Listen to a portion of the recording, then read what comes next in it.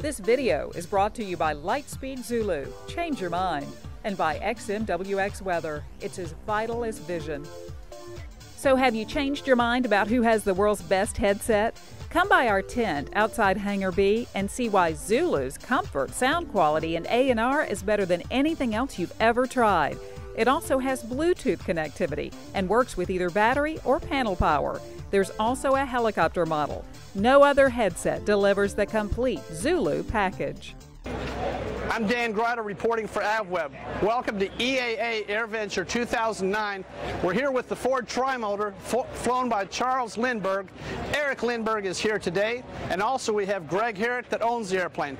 Let's talk to Greg now about the airplane. Built in 1927, it was a 10th Ford Trimotor built. It's been flown by quite a few famous pilots. Charles Lindbergh flew the airplane when his mother came down to visit him in this plane in Mexico City in December of 27. Burt Balkan and Floyd Bennett, the first man over the South Pole, the first man over the North Pole. It went to rescue the crew of the Bremen, which was the first air crew that flew east to west across the Atlantic. Amelia Earhart lost an engine one time when this airplane was working up near Niagara Falls. They sent the airplane to get her, and she flew it and talked about it. So quite a few famous pilots have flown this airplane. Well, the airplane was built in 1927 by Ford Motor Company. When I finally acquired it, I restored it, painted the original Ford logo on it, and then the original nomenclature on the side of the airplane that represented its historic accomplishments. The Ford Motor Company assisted me when I put on the National Air Tour in 2003, and when they called and said, could we have this Ford Trimotor in front of our display at Oshkosh, I said sure. So we flew the airplane over here and have had it here for the last several years as a thank you to the Ford Motor Company, not only for what they did for us in the National Air Tour, but for everything that they've done for aviation. Well, this Ford Trimotor, November 1077, is really significant to me because it flew my great-grandmother from Detroit down to Mexico City for Christmas, her first airplane flight. And that was where she met my grandfather, and they were having Christmas there with the Morrow family, who were, Dwight Morrow was the ambassador to Mexico at the time. So in Mexico City, that's where my grandfather met Ann Morrow, who became his wife, and took her up for her first airplane ride in this aircraft. So for me, having flown in this aircraft, it's very, very special. It's got so much history.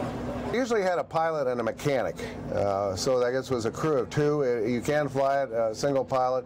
There are a lot of gyrations on getting the thing started that you have to go through. It's nice to have somebody else on the ground to help you. I've flown a single pilot many times, but two people is much more comfortable, particularly if something goes wrong. We've lost an engine on this one time, and it's helpful to have another foot to stand on the rudder, because you really have to do that with fixed pitch pops like this. On the panel here, we just have our altimeter, airspeed indicator. The engine instruments up here are for the nose engine only, and if you look out the window, you'll see the engine instruments are actually mounted on the pylons for the two outboard engines. But it's a very basic panel, turn bank indicator, oil pressure, and then electrical readouts over there. So it is very, very simple. The Ford Trimotor is here at EAA's Aeroshell Square all week here at AirVenture this year for 2009, but you can see it in Anoka, Minnesota at Golden Wings Aviation.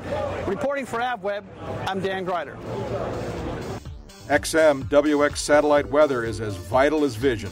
Never fly blind again when you add XMWX satellite weather to your onboard electronic suite.